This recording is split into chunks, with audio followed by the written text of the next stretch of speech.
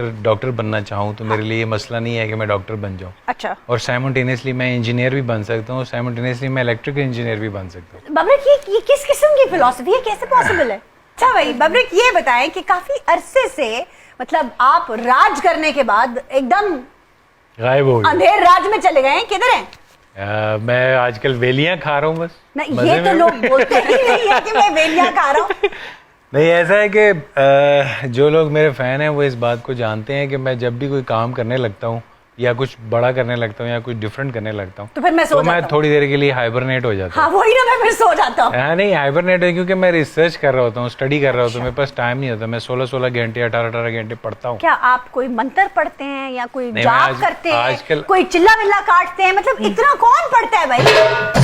मैं पढ़ता हूँ क्योंकि मैं उसको एब्जॉर्ब कर सकता हूँ। हर आदमी नहीं कर सकता। अच्छा, आपने मुझसे गालिबन, अगर if I am not wrong, of the set कहा था कि I have a pictographic memory, यानी मैं जो चीज देख लेता हूँ मुझे याद हो जाती है। याद भी फिर रहती है और मैं रहते हैं। हूबहू ऐसा कर भी लेता हूँ। कैसे मतलब?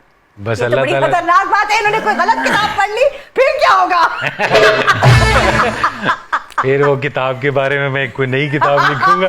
देखिए इस मुल्क में जब किताब छपती है तो जिसके लिखने वाले होते हैं ना उनके बारे में बहुत कुछ कहा जाता है। वो वक्त चला गया है, वो किसको वो क्या है, जंगल में मोर नाचे किसने देखा? अब वापस आए नए सोशल मीडिया के दौर में। देखिए मेरा नाम आप गूगल पे लिखेंगे पाकिस्तानी में वाहिद एक्टर हूँ जिसके नाम के आगे वर्ल्ड रिकॉर्ड सजेशन में क्या गूगल बात देता है, क्या बात है। अच्छा इस वर्ल्ड रिकॉर्ड के ऊपर ही बात कर लेते हैं। ये मतलब कैसे ख्वाब आया, क्या किया आपने, सोचा था? जो मैंने रियलाइज किया कि मेरा दिमाग जो है वो आम आदमी की तरह काम नहीं करता। क्या मतलब आपका दिमाग सर से निकल के साइकिल चलानी शुरू कर देता है? नहीं, ऐसा है कि बाहर निकल के गंदे पोस्टरों के ऊपर इंक फेंक देता है, क्या करता है? ऐसा है कि मैं बहुत सारी चीजें एक साथ जो है वो याद कर लेता हूँ। मसलन क्या क्या है, मतलब 4 किताबें आपके सामने रखें तो सपोज अगर मैं डॉक्टर बनना चाहूँ तो मेरे लिए ये मसला नहीं है कि मैं डॉक्टर बन जाऊँ। अच्छा। और साइमल्टेनियसली मैं इंजीनियर भी बन सकता हूँ, साइमल्टेनियसली मैं इलेक्ट्रिकल इंजीनियर भी बन सकता हूँ। बबरिक ये किस किस्म की फिलॉसफी है, कैसे पॉसिबल है?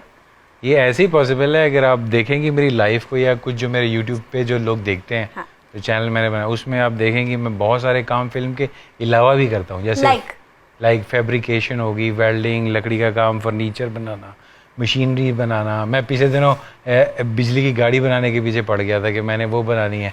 तो आपको लगता है कि आप बहुत डाइवर्सिफाई हो गए हैं तो एक फोकस हट गया एक्टिंग? मेरा माइंड ही नहीं, एक्टिंग तो मेरी स्किल्स का 1% भी नहीं है। अच्छा। जो मैं कर सकता हूँ, जिस चीज का मैं कैपेबल हूँ। ओके। मैं समझता हूँ कि मैं बिजली की तार पे आप चल सकते हैं।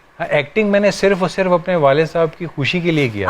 नस्ल दर नस्ल एक्टर। हाँ, दैट्स द ओनली। दादा जो थे वो सियासी एक्टर थे और आप सब बाकी के प्रोफेशनल एक्टर। मेरे ग्रेट एक्टर थे, यानी कि सियासी ऐसे एक्टर थे कि कायदे आजम साहब उनको सलाम करते थे कि जी this is what I am saying, he was the only one जो सियासी एक्टर। अंग्रेज उनको कहते थे किंग ऑफ लॉरीज। अरे वाह वाह, he was the most lorry man in the Mardan. और जब पार्टीशन हुई थी तो अपने पैसे लगाकर वहां से पाकिस्तानियों को यहाँ लाते थे, मुसलमानों को, और यहाँ से हिंदुओं को वहां लेके जाते थे।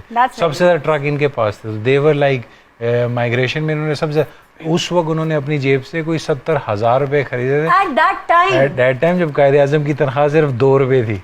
यानी कि 2.5 रुपए उनकी तनख्वाह थी। कायदे आजम के पास तो अपना पैसा बहुत ज्यादा था ना, तो उनको तो पैसे की वैसे मैं आपको कैलकुलेशन बता रहा हूँ कि उन्होंने अपनी जेब से 70,000 रुपए उस जमाने में खर्चे जो गवर्नमेंट से वापस नहीं लिए। जाहिर है। तो इस तरह के बाद फिर मेरे नाना यानी 15th सेंचुरी शेख रहम कारिया, जिनका मज़ार जो है मुगल सल्तनत में बनाया उन्होंने, माशाल्लाह। तो they was like great people in the history.